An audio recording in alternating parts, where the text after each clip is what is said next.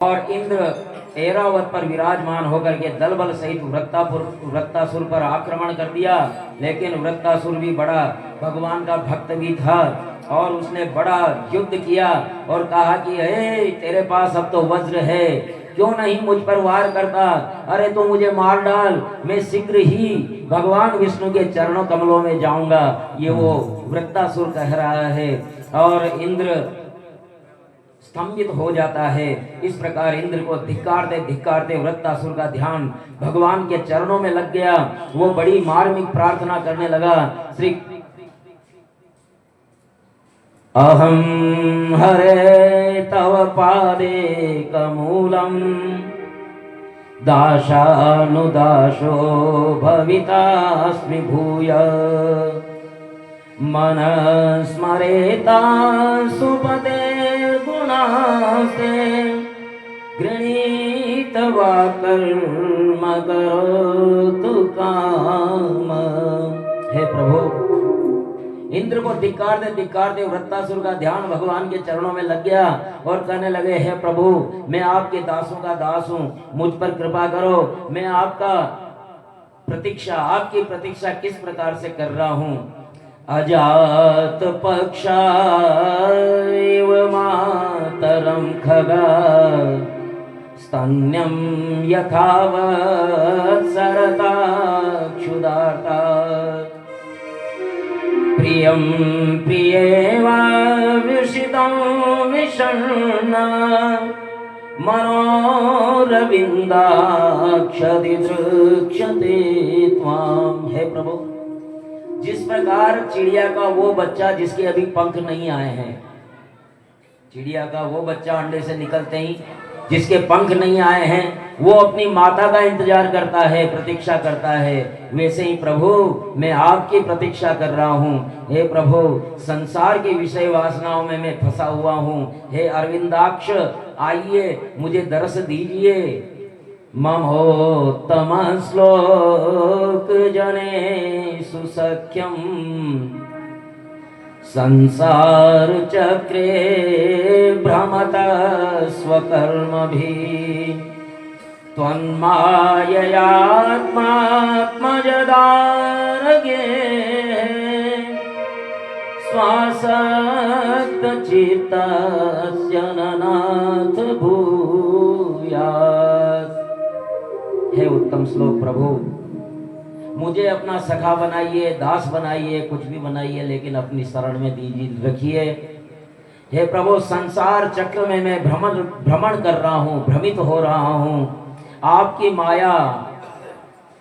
माया दार ग्रह पुत्र आदि, स्त्री पुत्र ग्रह आदि में मैं उलझा हुआ हूँ, आसक्त हूँ। हे प्रभु, मेरा मन मेरा चित्त आपके चरणों में लग जाए, ऐसी कृपा करो। ये कौन प्रार्थना कर रहा है? ये वृत्तासुर प्रार्थना कर रहा है। वृत्तासुर स्वयं शरीर त्यागना चाहता था, क्योंकि इंद्र पर विजय प्राप्त कर स्वर्ग प्राप्ति की अपेक्षा तो मरकर भगवान को पाना श्रेष्ठ था।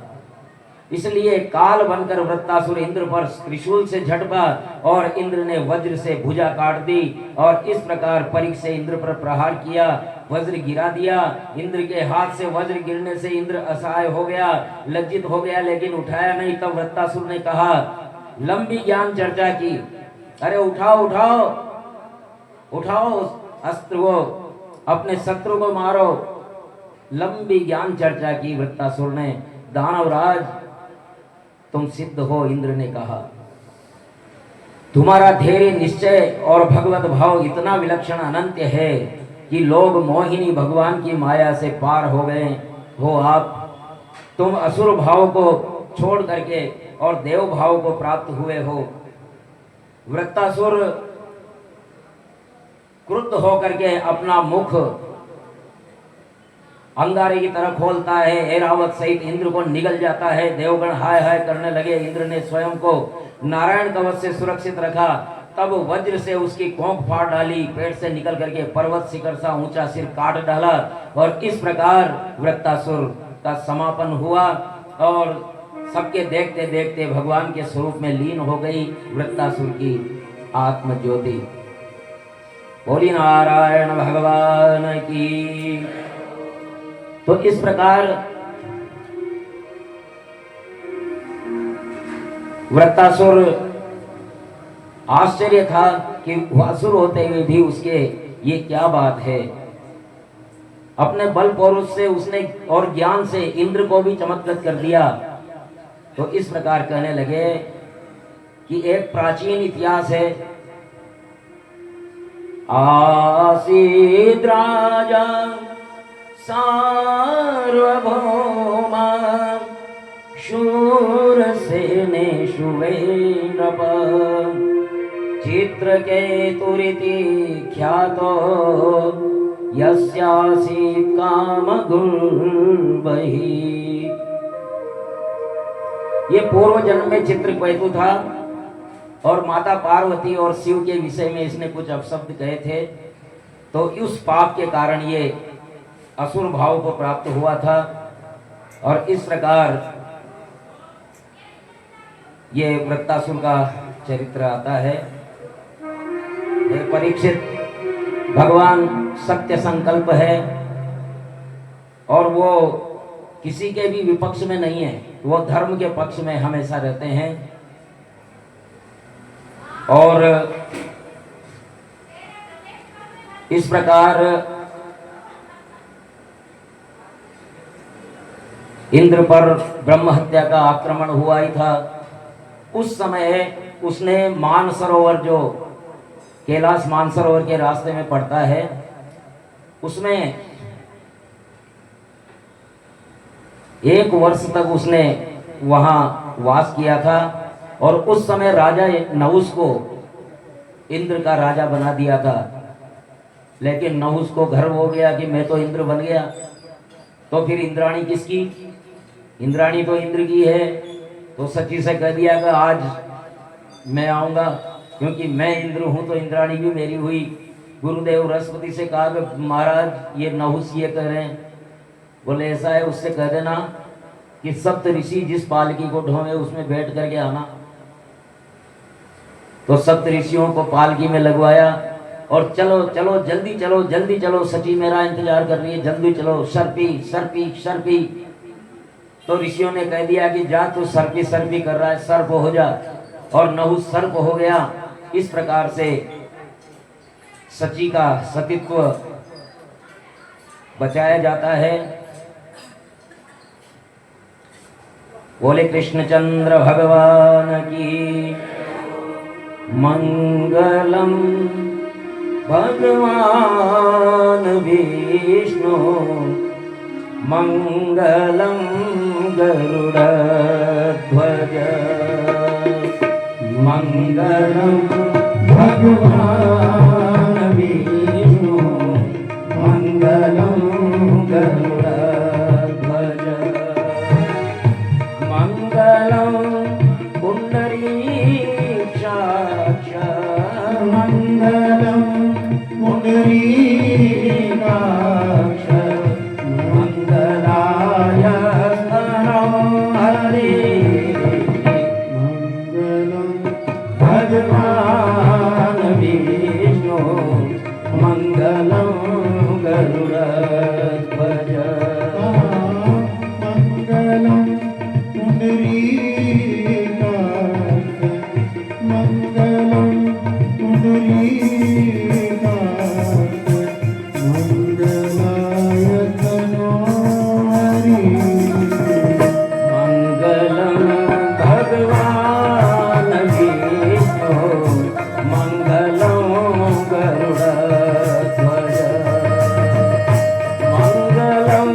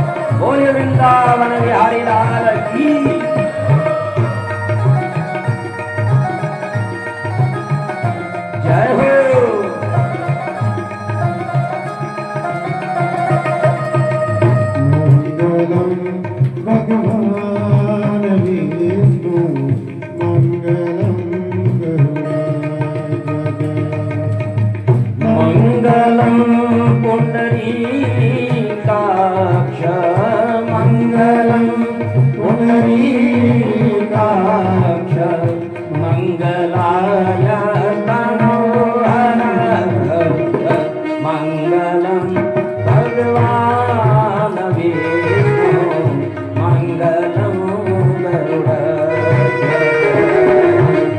मंगलम गरुड़ध्वज मंगलम गरुड़ध्वज।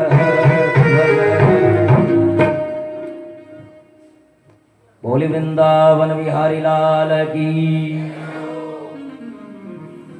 परीक्षित जी कहते हैं कि भगवान तो सबके सुहृद है, सब भगवान के लिए तो सब प्राय समदर्शी कहते हैं उनको, उनके लिए तो सब एक समान है, फिर ये भेदभाव क्यों? समाविप्र सुहृदं भूतानां भगवान स्वयं इंद्रस्यार्थे कथं दैत्यान् वधेत् विशको यथा। भगवान स्वभाव से भेदभाव रहित, फिर समस्त प्राणियों के प्रिय और सुहृद हैं, फिर देवता राक्षसों में भेदभाव क्यों करते हैं? इंद्र के लिए देवताओं ने दैत्यों का वध क्यों करवाया? उन्हें तो दोनों ही समान समझना चाहिए। सुखदेव जी कहने लगे, साधुं पृष्टं महाराज हरेश्चरितमाद्भुतं यद्भागवतमाहात्म्यं भगवद्भक्तिवर्धनम्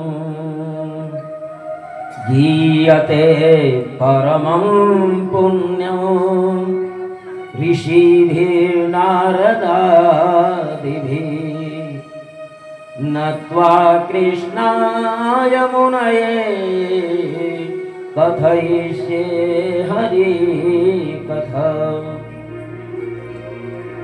सुखदेव जी महाराज बोले कि हे परीक्षित, तुम्हारा शंका सही है, लेकिन परीक्षित ने पूछा ना, क्या पूछा? कि वो तो समदर्शी हैं, देवता राक्षस सब बराबर उनके लिए, फिर ये भेदभाव क्यों करते हैं? तो सुखदेव जी महाराज कहते हैं कि भगवान तो सत्य संकल्प है, वे ही जगत की उत्पत्ति के निमित्त और प्रकृति पुरुष के सहकारी एवं आश्रय काल की सृष्टि के लिए काल के अधीन नहीं, बल्कि काल उनके अधीन है। भगवान काल के अधीन नहीं है। हम सब जो बैठे हैं सब काल के अधीन है, लेकिन भगवान काल के अधीन नहीं है। तभी वे देव विरोधी रजोगुणी और तमोगुणी देवताओं का संहार करते हैं। इसलिए समी है, यतो धर्मस् ततो जय, जहां धर्म है वहां जय है, और जहां कृष्ण है वही धर्म है, और जहां धर्म है वहीं जय है। इसलिए वो सम है, वो सबका भलाई चाहते हैं। राक्षसों का वध भी करते हैं तो उनकी भलाई के लिए। वाराह अवतार में हिरण्याक्ष को मारा तो उसकी मोक्ष के लिए, क्योंकि वो तो जय विजय थे ना। हिरण्यकश्यपु को मारा तो उनके मोक्ष के लिए। राम को मारा तो फिर वही बात, राम को रावण कुंभकर्ण को मारा तो फिर वही बात। इधर कंस को मारा, जरासंध, शिशुपाल आदि आदि, इन सबका उद्धार किया है। इनको मारना नहीं करना चाहिए, इनका उद्धार हुआ है। तो हे राजन, इसी विषय में नारद एक इतिहास कहते हैं। तुम कहते हो ना देवताओं के विरोधी है, अब देखिए कहाँ देवताओं के विरोधी है। जो धर्म विरुद्ध आचरण करेगा उसके विरुद्ध भगवान है। जब तुम्हारे दादा युधिष्ठिर ने उनसे इस विषय में प्रश्न किया था, सुखदेव जी कह रहे हैं परीक्षित जी कि तुम्हारे दादा युधिष्ठिर ने नारद जी से प्रश्न किया था राजसूय यज्ञ के समय, जब चेदी राज शिशुपाल का सुदर्शन से श्री कृष्ण ने वध कर दिया था, तो सबके देखते देखते शिशुपाल की ज्योति कृष्ण में समा गई थी। तब यज्ञ मंडप में ही प्रश्न किया, अहो अत्यद्भुतं ये दुर्लभं दुर्लभे कांति नामपि वासुदेवे परे तत्वे प्राप्तिश्चेद्यस्य विद्विष। सुदर्शन से शिशुपाल का मस्तक कटा और उसमें से जो ज्योति निकली, वो ज्योति सीधे भगवान श्री नारायण के शरीर में समा गई। और युधिष्ठिर को बड़ा आश्चर्य हुआ को हो देखो, जो जिन जीवन भर श्री कृष्ण से द्वेष करता रहा, उसके शरीर से ज्योति निकल करके साक्षात श्री कृष्ण में समा गई। ये कैसे हुआ, हम जानना चाहते हैं। नारद जी से पूछा तो नारद जी बोले, प्राणी किसी भी प्रकार से अपना मन भगवान में लगा दे, किसी भी प्रकार से, चाहे मित्र बना के लगाओ, पति बना के लगाओ, गुरु बना करके लगाओ, सखा बना करके लगाओ, यहां तक कि शत्रु बना करके लगाओ। शत्रु भाव से भी अगर आप भगवान को मनाते हैं, मानते हैं, तो निश्चित रूप से आपका कल्याण ही होगा। क्योंकि बीज चाहे धरती में उल्टा गिरे, सीधा गिरे, आड़ा गिरे, तिरछा गिरे, उसका फल तो पेड़ जो पौधा बनेगा वो किधर जाएगा, ऊपर ही जाएगा। इसलिए भगवान का नाम चाहे ले, अनचाहे ले, मित्रता के लिए रहे, शत्रुता के लिए ले, भगवान का नाम हमेशा अपना कल्याण ही करने वाला होगा। इसलिए भगवान से वेर भक्ति रखने वाले शिशुपाल, दंतवक्र दोनों ही विष्णु पार्षद थे, जय और विजय, जो ब्राह्मणों के शाप से आसुरी योनियों में आए थे। युधिष्ठिर के पूछने पर जय विजय को सनकादिक के शाप की कथा कहते हैं कि किस प्रकार सनकादिक भगवान के दर्शन के लिए वैकुंठ जा रहे थे, तो जय विजय ने उन्हें रोक दिया था और सनकादिक ने साफ दे दिया था कि जाओ असुर हो जाओ। पहले जन्म में वे हिरण्याक्ष और हिरण्यकश्यपु हुए थे। और इस प्रकार भगवान ने हिरण्याक्ष को वाराह रूप से मारा था और वाराह के बाद वे दोनों विश्रवा मुनि के द्वारा केशिनी केकसी के गर्भ में राक्षसों के रूप में रावण और कुंभकर्ण के रूप में पैदा हुए। तब राम रूप से भगवान ने वध किया। वे ही राक्षस आपकी मौसी के लड़के शिशुपाल, दंतवक्र अभी अभी जो मुक्त हो गए हैं, वेर भाव से अब वो भगवान के पार्षद हो गए हैं। विद्वेषो दैते पोते कथमासी महात्मनि ब्रूहि मे भगवन् येन प्रह्लादस्याच्युतात्मता। जब भगवान ने वाराह रूप से हिरण्याक्ष को मारा तो हिरण्यकश्यप बड़ा क्रोधित हो गया।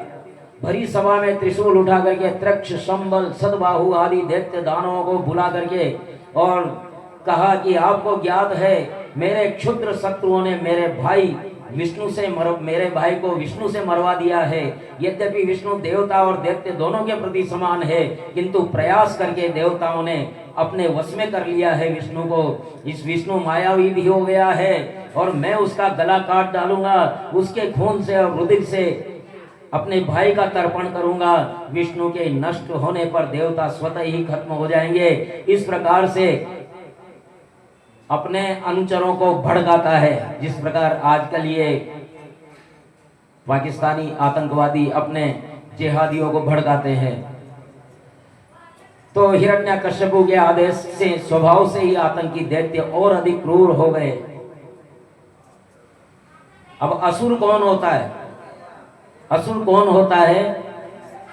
मां नहीं मात, पिता नहीं देवा, मां नहीं मात, पिता नहीं देवा, साधु न संग करवा वही सेवा, साधु न संग करवा वही सेवा, जिनके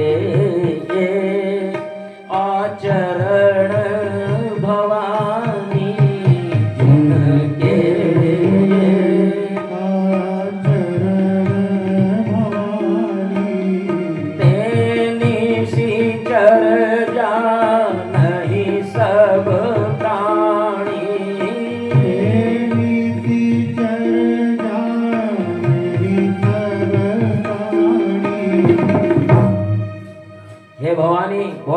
का वचन है, ये किसी ऐसे वैसे का नहीं। साक्षात भोलेनाथ कह रहे हैं भवानी से कि जो माता पिता को नहीं मानते, जो देवों को नहीं मानते, साधुओं की सेवा करनी चाहिए, लेकिन साधुओं से उल्टी सेवा करवा लेते हैं। और जिनके ऐसे आचरण है, हे भवानी, उन्हीं को निशिचर जानना चाहते। उनके माथे पे सींग नहीं उगते, राक्षसों के माथे पे सींग नहीं होते हैं, उनके सींग अंदर ही होते हैं। और ये यही होते हैं कि वो न माता पिता को मानते हैं, न गुरु को मानते हैं, न देवताओं को मानते हैं, बल्कि जो भगवान के भक्त होते हैं उनकी मजाके बनाते हैं, उनको तरह तरह से यातनाएं देते हैं, वे ही असुर हैं। और ये जो हिरण्यकश्यपु के दूत थे, ये यही सब करने लगे। भाई हिरण्य